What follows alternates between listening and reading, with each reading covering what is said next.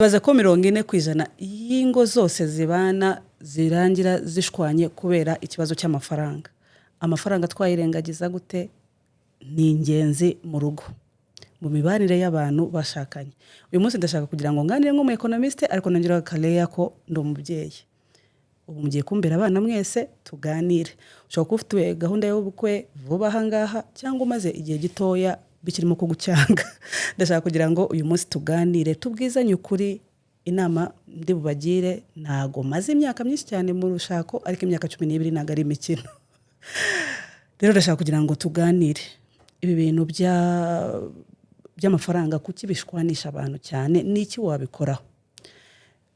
Ndashaka kugira ngo nibukiranye imyaka 12 irangiye nshakanye n'umugabo wanjye. Ibyo bibe byose nashatse mfite imyaka 24 hafi ishira 25 n'umugabo wanjye ntago yari yakagejeje imyaka 30. Ariko iyo myaka yose twaye tumaze yari afite umuryango aturukamo nanjye mfite umuryango nurukamo. Mfite yende bikomere by'amafaranga bimwe nawe afite ibindi kuko umuntu wese ahantu wose wagiye unyura hari ibintu ba warafashe utabizi wowe ko ariko bimeze. Noneho cyane cyane nko mu Rwanda uko biba bimeze umuntu abakiri mu rugo kenshi uzanga ntavuye mu ishuri gutya mbona akazi igihe gitoya nkora igihe gitoya bitangiye gushaka kugira ngo tubane. Ariko ugasanga nago mwagize igihe cyo gutwitegura ngo muvuge ngo ese iyi myaka tugiye kubana. Uziko umuntu ajya kwiga ubuganga undi akajya kwiga kubaka ariko ikintu tugiye kumaramo burundu imyaka yose yo kubaho kugeza igihe muzatandukana umwazapfa cyangwa hakaba iho impamvu mutandukana byakabiri byiza ko mwese umuntu wese yitegura ukitegura kugira ngo ya makimbirane ava mu ku mafaranga atazakubaho.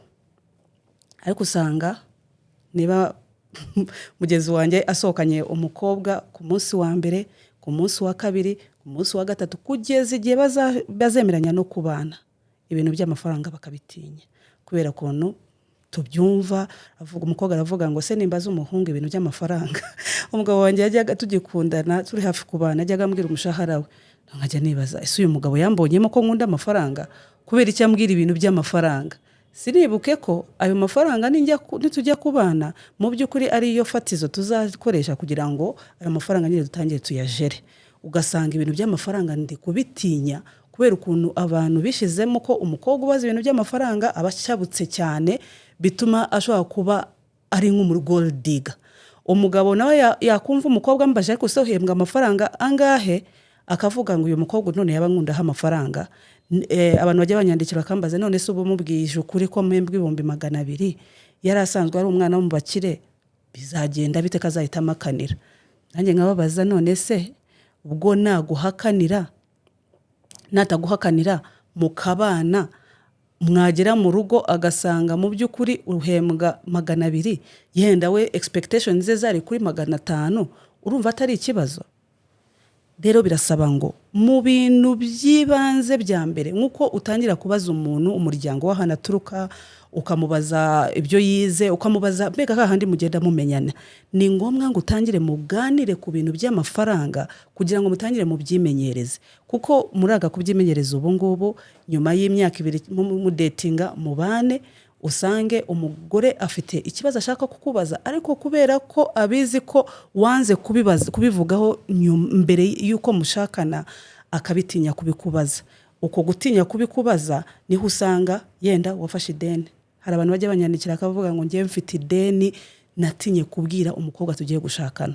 Ubwo ndi kuvuga umukobwa kwera ko abantu bandeba benshi mbona ari abasore n'abagabo ariko birashoboka ko nawe umukobwa waba ufite akadeni kawe ku ruhande yenda wubakiye ababyeyi mu rugo yenda wishuriyemo ikintu runaka cyangwa wishuriye benevare birasaba ngo mwicare mubwizanye ukuri uvuge reba uko bimeze. Amadeni ateye atya nge nafashe amadeni angana gutya nzayishura kugeza mu myaka 20 nzayishura mwenda mu myaka 5 mfite amafaranga ninjiza angana gutya nubwo ninjiza amafaranga angana gutya expenses zanjye kugeza ubu ngubu zingana gutya mukabiganiraho kugira ngo niba numva ko bidashoboka ko mubana abimenye kare kuko ni mubana wamubeshe n'ubundi bizatera ya makimbirane ahoraho. hari ikindi kintu cyo mugomba kuganiraho ariko atari ukuganiraho gusa ukitegereza niba musohotse ugasanga umuhungu nagareba kuri menu nagareba kuki ajya kugura imyenda narebe ibiciro byayo araspending yenda hebwa 500 ariko kwezi kwarangira cyangwa umukobwa wamubaza amafaranga akakubwira ngo ntago nzi ngiye ukuntu byagenze wamubaza byinshi ariko se ko mbona ufite stress y'amafaranga biteye bite uribuka ko uyu munsi ntago bikureba cyane kubera ko mutarashakana ariko nimushakana aya mafaranga n'ubundi bizaba bibareba mweze so birasaba ngo umubwizanye ukuri hariho amadeni enda nayahari ese expenses zawe bimeze bite ariko mubwirane n'ukuri unitegereze uyu muntu spending amafaranga cyane uyu muntu agundira amafaranga kuko no kugundira amafaranga cyane nago ari byiza umenye uburyo mugiye kuzabijera kuko umuntu umwe niba asohora amafaranga cyane undi akaba yagundira birumvikana ko hashobora kuzamo ikibazo ibyo bintu birasaba ngo mubiganireho muvuge okay ngewe yenda amafaranga ndayangiza cyane bizamfasha yenda ko ari wowe uzajya uyajera ngewe ukansigira amafaranga yenda yibanze kugira ngo hahandi mushaka kugera muzahagireho nta mahana hari ikintu cyitwa money personality ngira ngo nuva naragize ikiganiro cya money personality ahangaha wagenda ukakireba uburyo hari money personality zigeze kuri 5 ni ngombwa uko muganira cyane ku bintu bya nuza love language ndabizi ko abantu bakunda nabyo babiganiraho nge nkunda udukadonge nkunda ko mu time nibyo ngibyo ni ngombwa ko mubiganiraho kugira ngo murebe ibyo ntabwo byababuza gushakana ko mutandukanye ariko birasaba ngo murebe ese tugiye kubijera gute noneho hari uburyo abantu bamwe baba barishizemo ko ahangaha ndavuga abakobwa sinzi njya mbyumva abakobwa akavuga ngo amafaranga yanjye nkorera nayanjye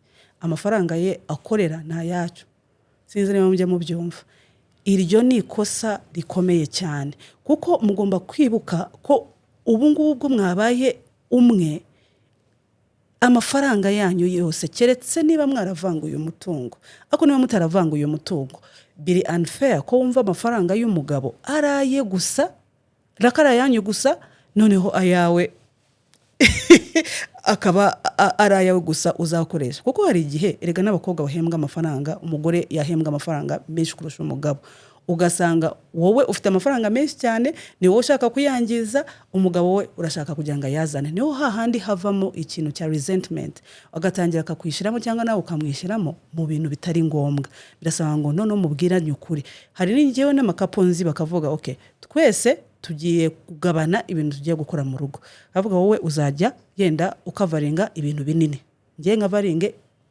expenses za buri munsi amafaranga yandi asigaye yose nta kibazo uzayakoresha cyangwa akavuga ngo ngiye kwibanda kuri investment wowe ukoreshe amafaranga ya buri munsi aho nta kibazo mwabyumvikanye ariko ibintu byo kuvuga ngo uyu muntu niwe uzajya uwita ku rugo urundi ntago bimureba ntago ari ingeso nziza ikindi kintu tugomba kwibuka cyane cyane ko tuvuka muri Afrika tugomba kubyibaza mbere yuko tubana nabivuze kuri TikTok ariko ndashaka kugira ngo nahanga nongere mbyibutse abantu hari uburyo tuba tutarabwiranye ukuri kw'imiryango yacu uko biteye ugasanga yenda umusore runaka agiye gushaka yende niwe mutware mu rugo iwabo nubwo ari umusore mutoya ariko niwe umuryango ibintu byose ubireba yenda areba kuri mama we areba abavandimwe be yenda bishurira amazu cyangwa minerivare ibyo ari byo byose cyangwa n'umukobwa aturuka mu muryango ari we wafashaga mu muryango kugira ngo bagire ibintu bakora birasaba ngo muganire muvuge ngo okay ko tugiye gushakana ese ubushobozi bwacu ko bungana gutya nanjye mu rugo bakaba batagiye kureka kurya niba ngiye barebagaho mukabyitegura kuko urumva iyo mugiye gushakana kabiri kangahe umwana bajemo mugomba gutekereza ese uwo mwana nazamo za responsibility twari dufite mbere bizakunda mukabiganiraho kuko ngiye nabonye hari ikibazo cyo guhishanya ino minsi umuntu we akaba afite akantu ke ngo nimubwira ko umuryango wose ari ngiye ureba azanyanga ariko n'ubundi natakwanga muzagerayo yari yarite ibe ihari nawe rero ufite umuryango yenda wireberera hari ibyo ugomba kugabanya ukavuga rero niba yenda 80%, 70% yagendaga ku muryango, ushobora nawe kubicaza ukabwira rero naragerageje gukora ibintu byose nshoboye, nzagerageza n'ubundi kugira ibyo nshoboye gukora, ariko reka tugire gutya yenda amafaranga nabahaga reka tutangiremo aka business ku ruhande, kugira ngo ako ka business ku ruhande kazajye kabafasha kugira ngo ya mafaranga mwanyeneragaho abonekemo, kugira ngo ngire nanjye igihe cyo kugira ngo muze wa muryango wanjye ngiye gutangira. Ni ibintu byangombwa cyane kuko tutirengagije twese tuva muri Afurika, tuva hano mu Rwanda cyangwa yenda mu Burundi, dufite imiryango dukomokamo, kandi ni ibintu bisanzwe ko abantu muri rusange bareberera imiryango yabo cyangwa bagira contribution niba bayireberera.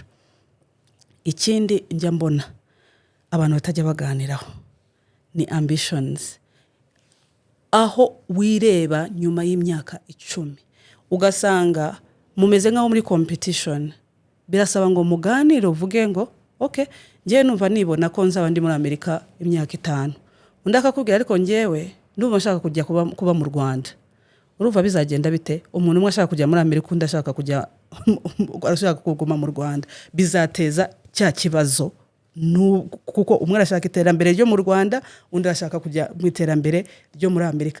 Nzabantu benshi cyane, imiryango myinshi ugasanga umwe yakoresheje yenda ibintu bya green card, agiye muri Amerika, bagezeyo umugabo wenda cyangwa umugore akavuga ngo ngewe buno buzima ntabwo mbushoboye, agahitamo kugaruka, ugasanga bizanyemo cya kibazo. Wowe urashaka gushakira iterambere mu ahandi hantu, udashaka kwishakira ahandi, cyangwa undi akavuga ngo rero ngiye mu myaka ya mbere ngire kugerageza nkoresha amafaranga, nishishize amafaranga makeya, nkorere abantu benshi cyane, niga ubumenyi, ariko nyuma y'imyaka 5, nyuma y'imyaka 10 nibwo nzabona amafaranga. Akakubwira ambitions zize hakiri kare kugira ngo menye ngo mu myaka 5 amafaranga ntago azaba hari. Ni ngombwa kugira ngo ibi bintu mubiganireho. Ese nibyo bitwinjizana no mu kiganiro gikurikiraho, mwaganiriye aho mushaka kugana? Erega umugore n'umugabo ntago bashinzwe kuzabyara gusa no korora ntago korora bavyita gute, kurera abana nyine ntago ari cyo dushinzwe gukora gusa.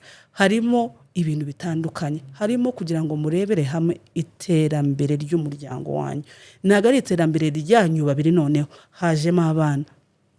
Ariko kubemera Bibiliya nyango ivuga ko umubyeyi mwiza asigira umurage abana be n'abana b'abana babo.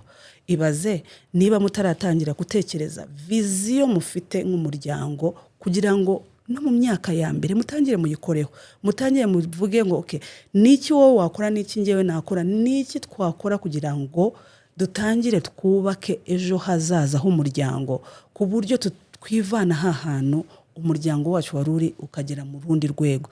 Kuko ibyo biganiro nibyo bituma muvuga ngo ngenze imiryango myinshi. Hari umuryango w'umugabo umwe wagiye kuza kwigisha Mr. Kagenza, yarimo kutuganiriza uburyo afite nuza plan y'imyaka 10 bayikoze, ngira ngo mbere yuko babana cyangwa imyaka yabo ya mbere yuko babana, bakora gahunda y'imyaka 10, bashiramo abana bacu baziga hehe, bashiramo twege tuzabigenza gute, bashiramo aho bashize ngo ngewe nzajya kwiga wowe nawe nyuma y'imyaka 5 ujye kwiga.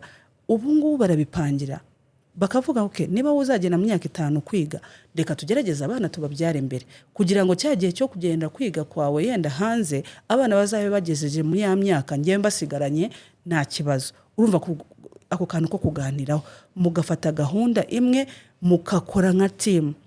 Kambabwire ibi bintu twazanye ngo umuntu umwe arakorera hangaho nkaho umwe atwara hangaho undi agatwara hangaha, nibyo bidendeza imiryango, nibyo bituma iterambere ry'umuryango ritinda.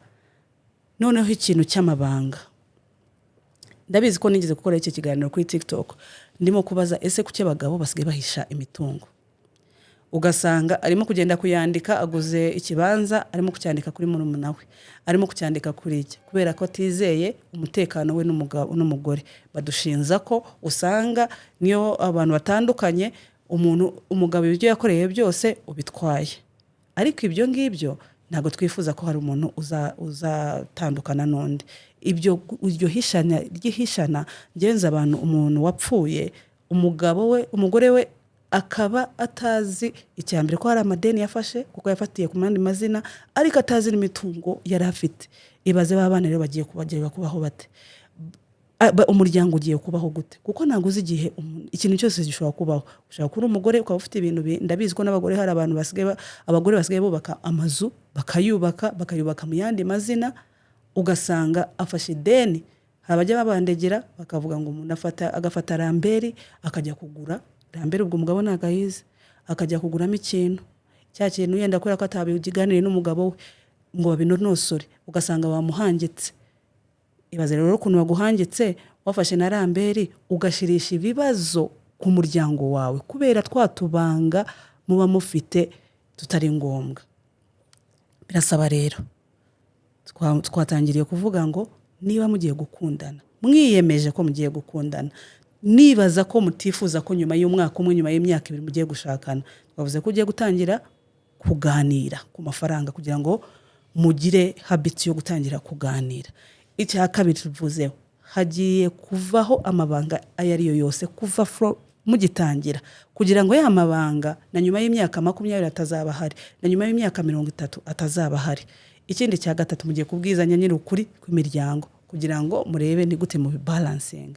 Mugiye kubwizanya ukuri ambition zanyu, niye ushaka kugira mu myaka ingahe wowe nk'umuntu ku giti cyawe, kuko umuntu wese aba afite ibyo yifuza. Noneho mukarebera hamwe ni gute noneho twabihuza kugira ngo bihure na zanzozi n'imigambi yacu dushaka kugeraho.